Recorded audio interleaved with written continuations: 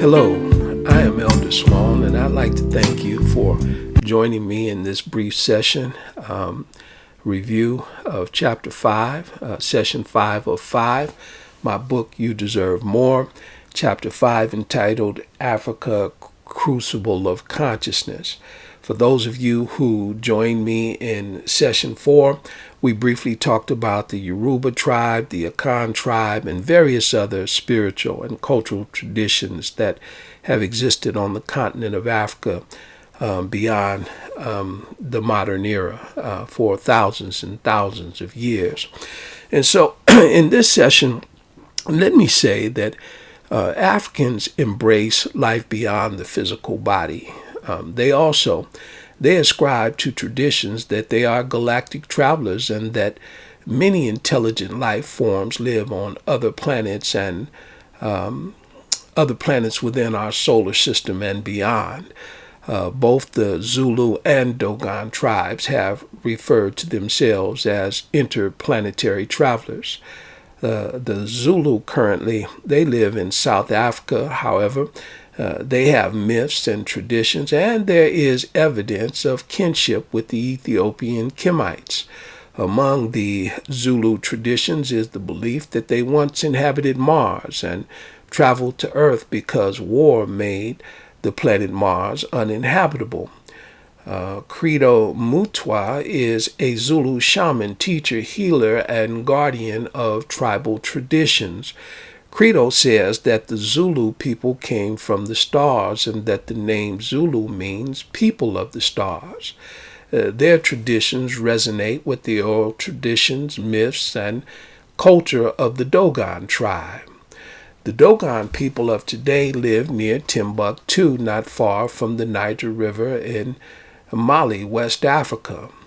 They have traditions concerning the origin of civilization and the leap human beings made from hunters and gatherers to organized, skilled societies that built nations and cities that survived for thousands and thousands of years. Like the Kemites and Sumerians, the Dogon have traditions that credit their evolution to divine beings. The morals, laws, skills needed for civilization to emerge were taught to human beings by divine beings, or in some instances, entities who are referred to as extraterrestrials. Not only do the Dogon have traditions concerning extraterrestrial space travelers, in addition, they have intimate knowledge of the star system of Sirius, which is impossible, which should be impossible for any primitive tribe to know. Indeed, the Dogon, like many African tribes, acknowledge that life exists beyond the borders of the earth and our limited sensory perception. And this is to say that not only do Africans recognize and interact with non-physical states of consciousness, in addition, they also have a history of relationships with humanoid beings from other planets. When we look at Africans who migrated to the Near East, particularly Sumer, we find culture, traditions, beliefs, and relationships with humanoid beings from other planets that enhance our understanding of life on Earth as well as life throughout the universe. Sumer, it was an ancient city located in Mesopotamia, which was eventually subdued by the Babylonians and became Babylonia. Today, Sumer is known as Iraq. Most of what we know about the Sumerians comes from thousands of cuneiform tablets written by the Sumerians, which archaeologists have excavated within the last 125 years. Since their discovery, Europeans have muddied the racial identity of the Sumerians, which is to say that European imperialism struggles with the fact that Africans, that is, black people, are the people we call Sumerians. In 1836, Godfrey Higgins wrote, and I quote, in consequence of the prejudice, for it is really a prejudice against the Negro being learned and scientific, arising from an acquaintance with the present Negro character, I admit with great difficulty the theory of all the early astronomical knowledge of the Chaldees having been acquired or invented by his race, and that the Chaldees, that is, the Sumerians, were originally Negro. In 1877, Gerald Massey informed us that, and I quote, "But Cush is black. The Cushites were the black race, and the Aborigines, that is, the original inhabitants of Babylonia, that is, Sumer, were the black men of the monuments, the blackheads of the Akkadian texts." And so the Sumerians tell us of a time when people lived as animals in Sumer. Then out of the Etrian Sea, an animal endowed with reason, who was called Oannes, emerged. Oannes taught the Sumerians how to build cities, temples, etc. The point here is the fact that all African mythology state that the skills of civilization were taught to human beings. And this resonates with a sense of validation and confirmation. Likewise, the Sumerian records tell us about the Anunnaki, humanoid beings who traveled from their home planet Nibiru to our planet. And like the Kimite and Dogon mythology, oral traditions, and written records, the Sumerian tablets bear witness that African people had interactions and relations with humanoid beings from planets in our galaxy. Furthermore, the Sumerian tablets contain information not only about the evolution of Homo sapiens sapiens, they also tell us what happens to the soul after death. They say that the soul of the deceased traveled to the netherworld. Utu and Nama, judges of the dead, pass judgment and therefore pronounce their fate. If the judgment is favorable, the soul of the deceased would be happy, content, and enjoy its every desire. This again was not so different from Amenta in Kimite mythology, wherein the deceased soul entered the hall of Ma'at to have their hearts weighed on the scale of justice against the feather of Ma'at. Inherent in African tribal traditions, African mythology, and Sumerian mythology is an embedded acknowledgement of spiritual awareness. The African or ancient African civilizations were keenly aware that human beings are incarnate spirits. Excuse me. That human beings are incarnate spirits gleaning experiences from this physical dimension, this earthly life, this life on earth. As such, intrinsic to the African worldview, as discussed throughout this discussion, is an understanding of both lower forms of consciousness, dense energy, and higher forms of consciousness, subtle energy. The Sumerians were keenly aware that the physical body is likened to a vehicle. Therefore, it can experience nothing nor accomplish anything without its driver.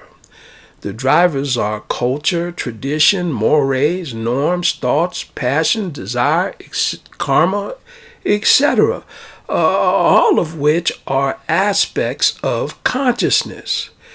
The body, and this is very important, the body and its colors, sizes, features, etc., are transitory, non-permanent, and subject to sickness, degeneration, and dissolution. The preservation of life and evolution of the human race has little to nothing to do with our physical bodies. Let me say that again. The preservation of life and evolution of the human race has little to do with our human bodies. In truth, the soul is the driver of life on earth. The Bantu people, probably the largest tribe in Africa, they tell us that when the physical body dies, the dual of the being remains within the community. The dual being continues to act and to talk among the community members as well as to the world community through dreams and visions and other manifestations of subtle and dense energy. African spiritual science has a profound and extraordinary understanding of human consciousness in the sense that human consciousness is the ultimate expression of reality because human consciousness is an emanation of divine consciousness.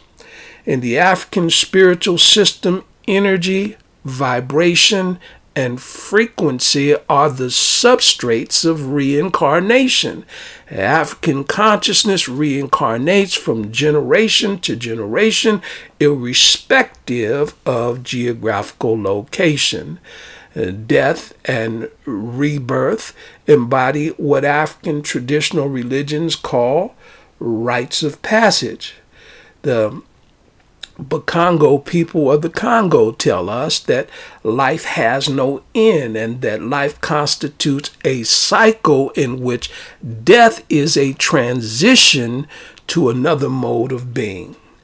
Over and over again, ancient Africans, as well as modern-day Africans whose culture and spiritual philosophies have not been usurped by European parochial imperialism, inform us that what we are in life, we remain upon shedding our physical bodies. In the book Ritual by Dr. Melodoma Patrice Somi, we are introduced to West African Dagara culture.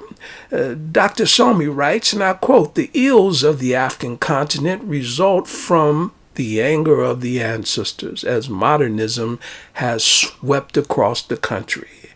Throwing away one's culture for another culture is an insult to the dead," end quote. Both the Dagara and the Akan people see their lives as a projection of the spirit world, that is, interconnected with the astral realm, the place where the deceased abide after death. In the spiritual, or as the spirit struggles with incarnation, it is the same in the sense, or the spirit struggles with incarnation in the same sense that human beings struggle with thoughts of illness, dying, and death. Consciousness descends into matter from above. So passionate souls have vigorous bodies, slothful souls, sluggard bodies, active souls, active bodies, gentle souls, gentle bodies, powerful souls, powerful bodies, and cunning souls, dexterous bodies. Our understanding of who we are, or our understanding of who we are as incarnate souls, is mired by forgetfulness, as nearly all past experiences are forgotten as the soul incarnates in the human body. Consequently, the goal of the soul is to remember who she is, why she incarnated, and what she came here to accomplish. This is something that the flesh cannot help us with, which is why the inward path of higher consciousness is enshrined in African culture and tradition. Ancestor veneration is the very substrate of Dafmin spiritual philosophy and practice. Haitians, in keeping with Dafmin traditions, are known for practicing voodoo or vadam, which is a word with Dafmin origins. Among the Fon-speaking people of West Africa, vadam or voodoo means spirit or deity. The Haitians trust in the day-to-day protection of their ancestral lineage. So their religious practices and rituals are designed to acknowledge and show favor to their ancestors. As they call on their ancestors, it's not uncommon for ancestral family members to make their presence known. When an ancestor referred to as Loa enters someone, that person becomes his or her horse. The Loa mounts the horse and rides them. The person possessed then takes on the personality and character of the Loa. Their voices and manner change, and their postures and attitude undergo transfiguration. Those who are there to witness the possession and others usually know the identity of the Loa. Haitians, like Africans throughout the history of humanity, embody a distinct awareness of higher consciousness. That is, a state of being that acknowledges and interacts with conscious forces of nature. When a soul incarnates in a physical body, she embarks on a journey of spiritual growth. Spiritual growth is the experience, or is the fruit of experience, while incarnate in physical bodies. As the incarnate soul spends time in the waking state of consciousness, it can work on purifying the heart. The dreams and dreamless sleep states relate to the subconscious and unconscious levels of the mind, and minimal spiritual progress occurs in these states of consciousness. Though there are three forms of consciousness, that is, consciousness, subconsciousness, and unconsciousness, little is taught or known about the subconscious and unconscious realms. Most people live their lives shackled to the waking state of consciousness, which is to say, according to sensory perception. And so, the higher self, which is the state of pure unity, oneness, and interconnectedness, transcends all states of consciousness.